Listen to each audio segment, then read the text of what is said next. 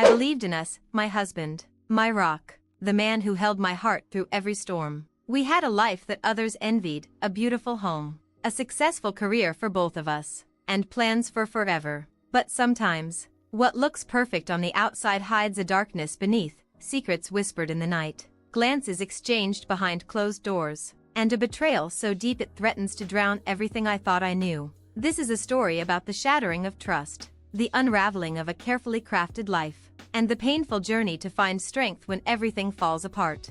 Part 1. Cracks in the glass. I still remember the way our life looked from the outside, the smiles, the laughter, the Instagram-perfect moments shared with friends and family. We were the couple who seemed to have it all. James, my husband, was the man I thought I could rely on through anything. We met in college, bonded over shared dreams and late-night talks about the future, and built a life that felt unbreakable. Our home was a sanctuary, filled with light and warmth, a place where I imagined we'd grow old together. We celebrated every anniversary like it was a milestone carved in stone. Our love a fortress no one could penetrate, or so I believed. The first crack appeared subtly. It was the late nights at work he brushed off, the unexplained silence when I asked how his day went, the phone that suddenly became more private than before. I told myself not to worry. That stress could make anyone distant, but inside, a quiet voice whispered unease. Then came the small lies, a missed meeting he said he'd had, a text message he forgot to delete, an unusual scent on his clothes. I tried to convince myself I was imagining things, but the pit in my stomach grew heavier. One evening, after a dinner party, I found his phone unlocked on the kitchen counter. The screen lit up with messages from someone named Elle. They weren't just friendly texts, they carried a warmth, an intimacy, a connection that wasn't mine. My hands trembled as I read lines that no wife should ever see. Can't wait to be with you. Missing you so much. I wish you were here now. The betrayal cut deeper than I expected. It wasn't just the affair, it was the deception. The betrayal of every promise we'd made. I felt like the ground had slipped beneath my feet, and the world I'd trusted so completely had turned into a maze of shadows. I confronted James that night. The look in his eyes, guilt, shame, but also defiance, shattered the last illusion I had. He admitted to the affair but tried to justify it with tired excuses about loneliness and distance. I wanted to scream, to run, to vanish from the life that had become a lie. But somewhere beneath the heartbreak, a small flicker of strength began to grow. This wasn't just his story, it was mine too, and I had to decide what to do with the pieces left behind. Would I let this betrayal define me, or could I find a way to rise above, to reclaim my life and my heart? This was the moment everything changed, the moment I realized that trust, once broken, is not easily mended, but maybe, just maybe, healing could begin. Part 2. The Weight of Truth. The night I confronted James felt like the end of everything. I remember sitting across from him at the kitchen table, my hands clenched so tightly I thought they might break. The apartment around us, once warm and inviting, seemed cold and unfamiliar, shadows stretching like silent witnesses to the collapse of my world. He told me about the affair, how it began as something small, a moment of weakness during a business trip, a lapse in judgment that spiraled into months of lies and stolen moments. His voice was low, tired, as if the weight of his guilt was suffocating him. But hearing the details, the way he spoke so casually about it, made the pain slice through me sharper than I ever imagined possible. I felt betrayed not just by the act itself but by the countless days and nights I had trusted him completely, unaware that behind my back he was living a double life. The memories we'd built together now felt tainted, every smile, every embrace, every promise whispered in the dark. Yet, even in that darkness, I was searching for answers. How had I missed the signs? Was I naive or just blinded by love? The questions flooded my mind, but no answer could undo the sting of betrayal. For days afterward, I moved through life like a ghost. I went to work, smiled when I needed to, and hid the storm raging inside. Friends and family noticed my distance but didn't press. I wasn't ready to share this secret yet. The shame and humiliation felt unbearable, as if I was wearing my pain like a scarlet letter. One night, I found myself scrolling through old photos on my phone, pictures of us laughing on vacations, holding hands on chilly mornings, dreaming aloud about a future that now seemed impossible. Tears blurred the screen, and I realized that the man I loved was a stranger now. But as much as my heart ached, a part of me refused to let this be the end of my story. I started reading about betrayal, about how people cope with infidelity, about forgiveness and self-worth. I journaled every raw, painful thought spilled onto paper. I realized that the path ahead would be anything but easy. It would demand strength I didn't know I had and choices that could alter the course of my life forever. James wanted to repair what he had broken. He promised honesty, therapy, anything to save us. But trust, once fractured, does not mend overnight. Every word had to be earned, every action watched with a wary eye. In the silence between us, I learned to listen to myself again. What did I want? Could I forgive? Could I rebuild? And if I stayed, would I ever be the same? One night, as I lay awake staring at the ceiling, I realized something crucial. Healing is not linear. There would be setbacks, moments of despair, but also glimmers of hope. I was at the beginning of a long, painful journey, a journey not just about love lost, but about the resilience of the human spirit. This was my crossroads. Would I let betrayal define me? Or would I reclaim my power and write a new chapter, one that I controlled? I didn't have the answers yet, but for the first time since that terrible night, I felt a spark of something more powerful than pain, possibility. Part 3, Picking up the pieces. The mornings became the hardest part. Waking up next to James, seeing his face, the man I had loved so deeply, now a reminder of betrayal. I wanted to scream, to throw everything away and run as far as I could, but I was tethered by a mix of memories, hope, and the life we had built together. Every day was a battle between what I felt and what I wanted to believe. James was trying. He went to counseling, tried to be transparent, and made small gestures that hinted at the man I once knew. But trust, once broken, is fragile like glass, and I was terrified to pick up the shards. I started to rebuild myself slowly, piece by piece. I reached out to old friends I had neglected, people who reminded me of the person I was before this nightmare. Their words of support gave me strength, but also made me realize how isolated I had been in this marriage. Work became a sanctuary and a distraction. I buried myself in projects, deadlines, and meetings. Yet, in quiet moments, doubts crept in. Was I staying because I loved James or because I was afraid of being alone? Did I deserve happiness? Or was this pain all I was going to get? One afternoon, I found myself walking through the park near our apartment. The trees were just starting to bloom, the air fresh with spring's promise. I sat on a bench and let tears fall freely, mourning not only James's betrayal but also the loss of my own innocence. The phone rang. It was my mother. Her voice was calm but concerned. She knew something was wrong. I didn't want to hide anymore. For the first time, I told her everything about the affair, the lies, the nights I lay awake wondering what my life had become.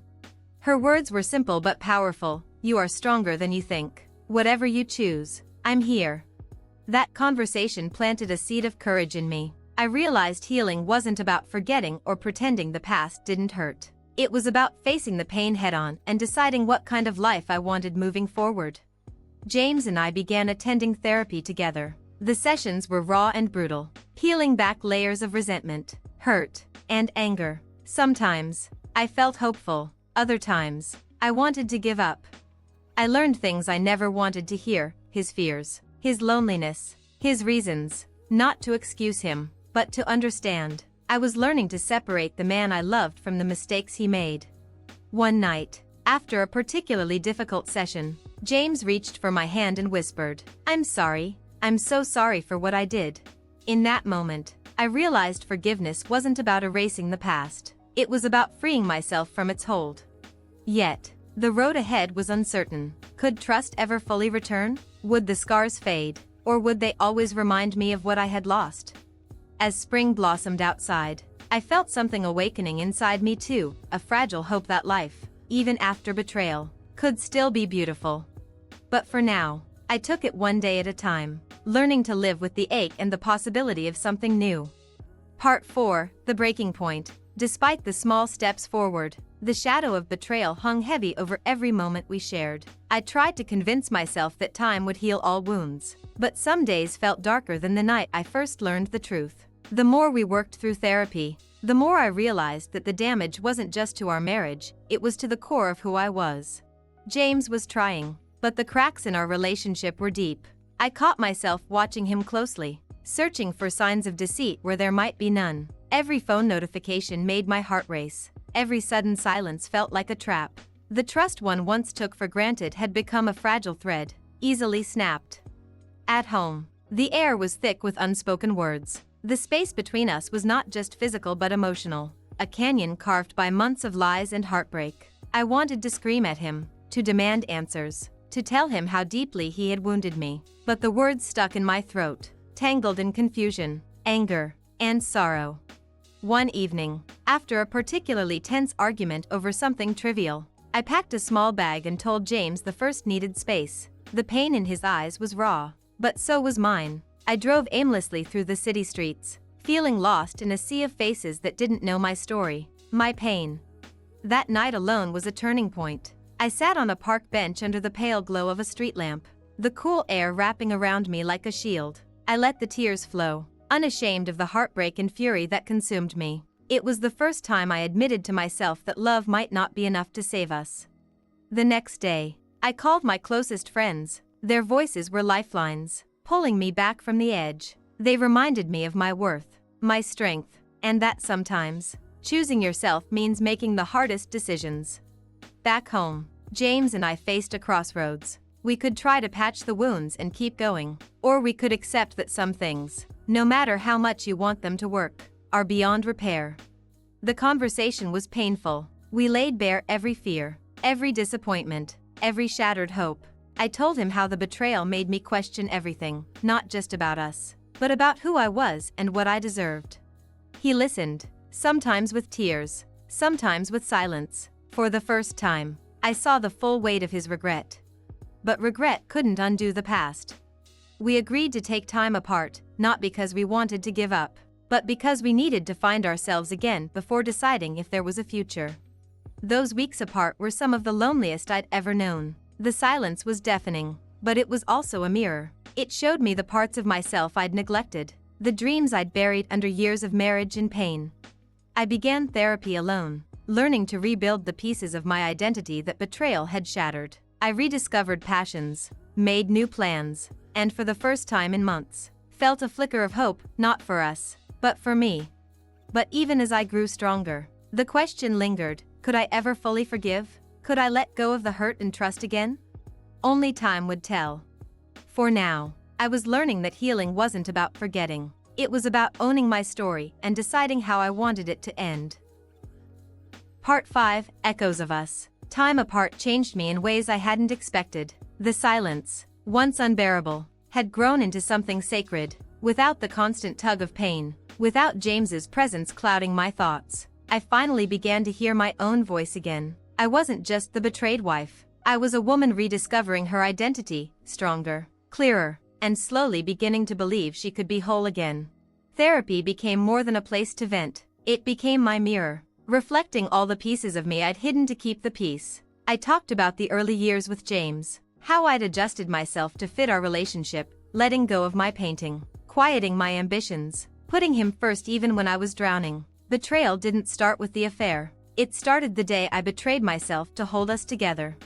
One afternoon, I found myself walking through an old neighborhood we'd once loved. The bookstore where we spent rainy Sundays. The cafe with the crooked tables where he first said I love you. Everything was still there, unchanged. But I was different. I didn't cry this time. I smiled. A soft, sad smile that said, we had something beautiful once, but not everything beautiful lasts forever. Then came the call. James's name lit up my phone screen, and my breath caught. We hadn't spoken in weeks, honoring the space we agreed to take. I debated answering. My heart pounded with the familiar rhythm of fear and longing. Hi, I said quietly. His voice was hesitant, like he wasn't sure if he deserved to speak to me. Hi, I miss you. I closed my eyes. God, I missed him too. But missing someone doesn't always mean you can go back. We agreed to meet for coffee, neutral ground, just to talk. When I saw him walk in, part of me still ached. He looked tired, older somehow. Grief changes people, so does guilt. He told me how he'd been in therapy too, confronting the reasons he strayed, not just lust or loneliness, but the deep, unspoken dissatisfaction he never voiced. He cried when he admitted he didn't know how to ask for help without feeling like a failure, and that instead of turning to me, he ran into the arms of someone who simply wasn't me. I listened. I didn't excuse it, but I understood it more than I wanted to. We talked for 2 hours, no yelling, no accusations, just truth. For the first time in a long time, it felt like two people trying to connect, not salvage. There was no false hope, no promise of reconciliation, just honesty. That night, I lay in bed alone, staring at the ceiling. My heart wasn't torn anymore. It was still bruised, yes, but it was beating steady now. And the question wasn't whether James and I could find our way back to each other. The question was, did I want to? I started writing again, something I hadn't done in years. Pages filled with thoughts I never dared to speak. Pain poured onto the paper, but so did clarity. I wrote about how love can turn into duty, how silence can be louder than a scream, how betrayal doesn't just crack your heart, it fractures your sense of self. And in those pages, I found a new kind of healing. One morning, I woke up and realized I didn't check my phone for a message from James. I hadn't dreamed of him. I hadn't cried. I had simply existed, peacefully, and that felt monumental.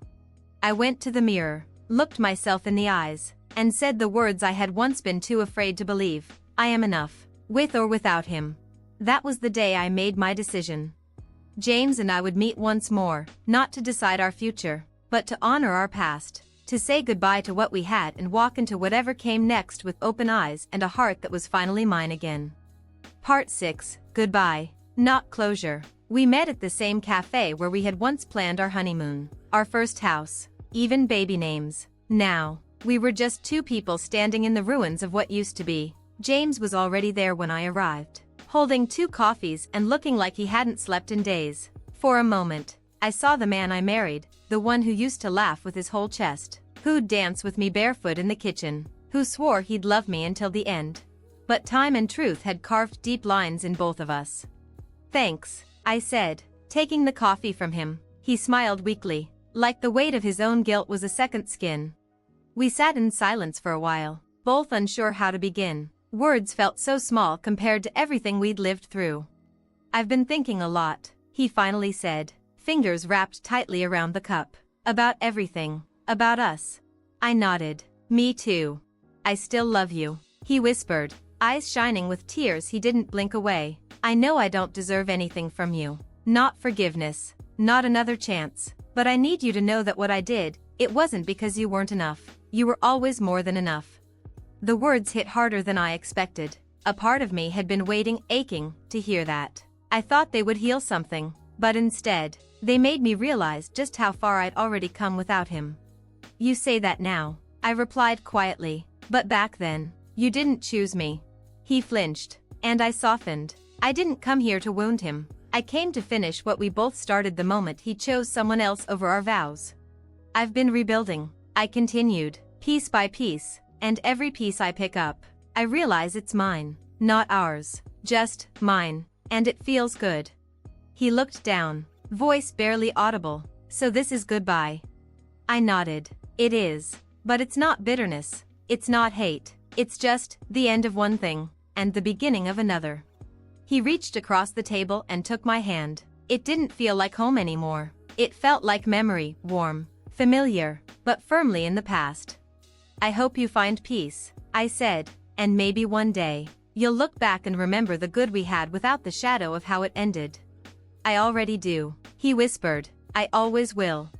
We didn't hug. We didn't cry. We just stood. Two people once in love, now letting go. As I walked away, I didn't look back. That night, I packed away our wedding album, not out of anger, but because it no longer belonged on my bookshelf. It was a chapter, not the story, and I was ready to write the next one.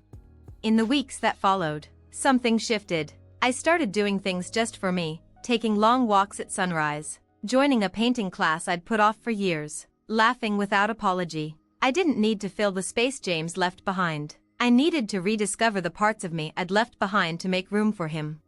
One evening, while flipping through my old journals, I found a page from the early days of our marriage. I'd written, I hope I never lose myself trying to love someone else. And I had, but I also found myself again. Love had once meant sacrifice, bending, enduring. Now, it meant boundaries, self-worth, joy without condition. I wasn't waiting for a new love to save me. I had done that already. Still, the ghosts didn't disappear overnight. There were moments of quiet, uninvited, where his absence ached like an old wound. But pain wasn't my prison anymore. It was just proof I had survived.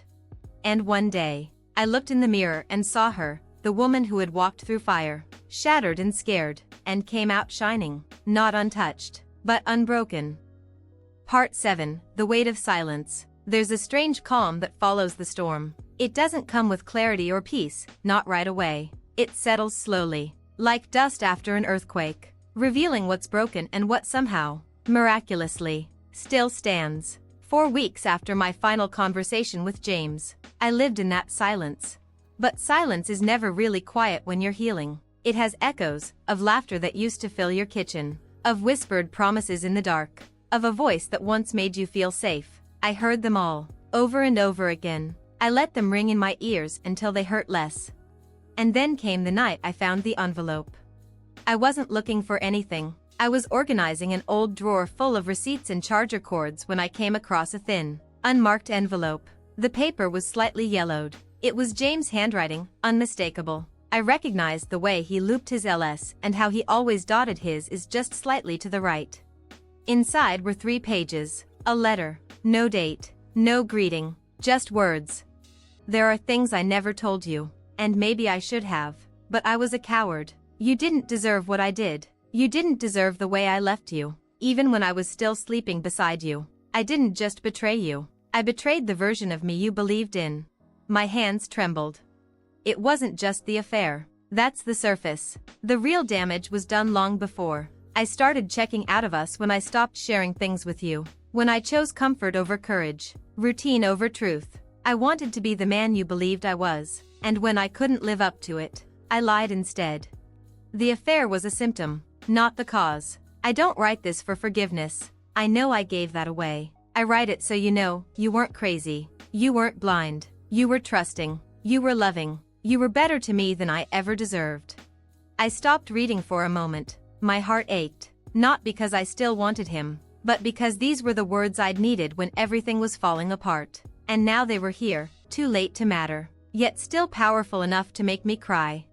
If I had one wish, it would be that one day, you remember the good in me without pain, that you take the parts of us that made you smile, and carry them forward, not as wounds, but as proof that you loved fearlessly.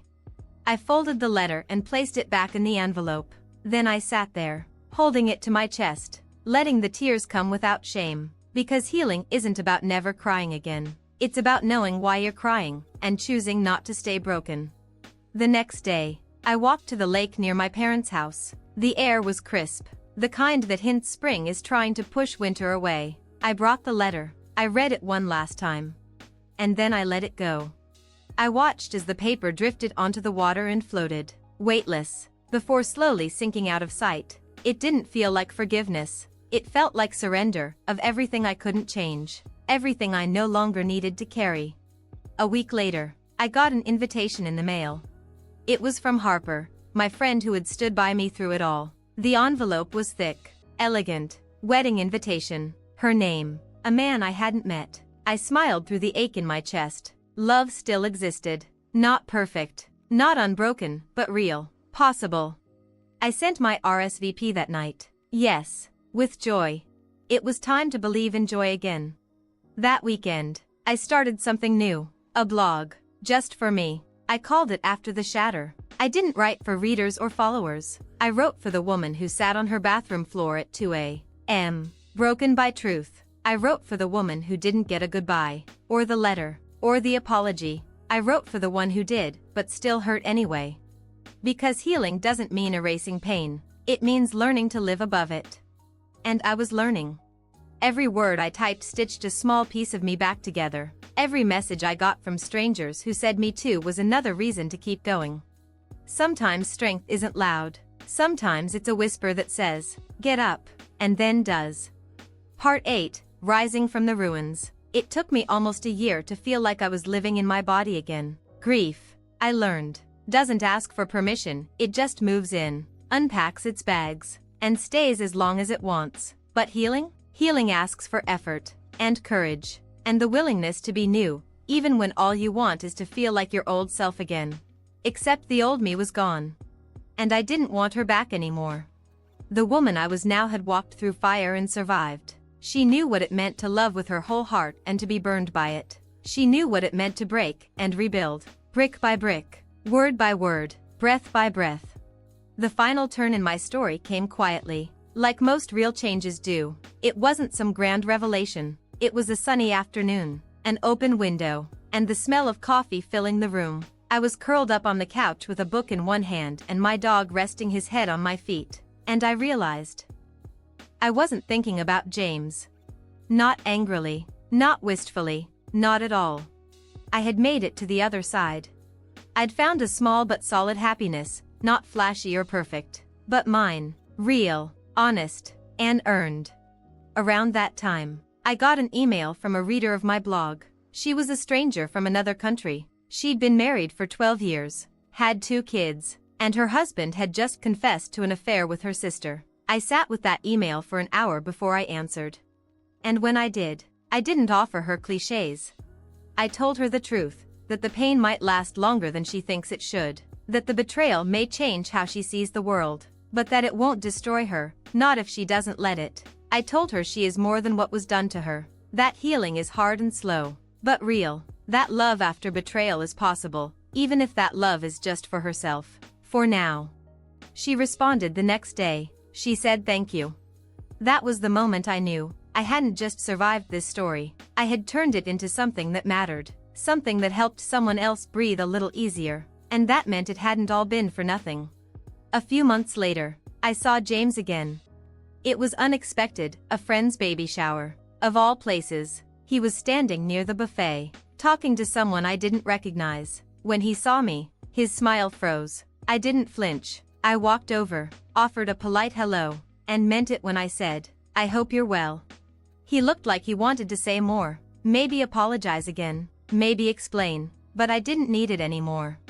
Closure isn't something someone else gives you, it's something you decide to take. So I smiled, turned, and walked away. It didn't feel like victory. It felt like freedom.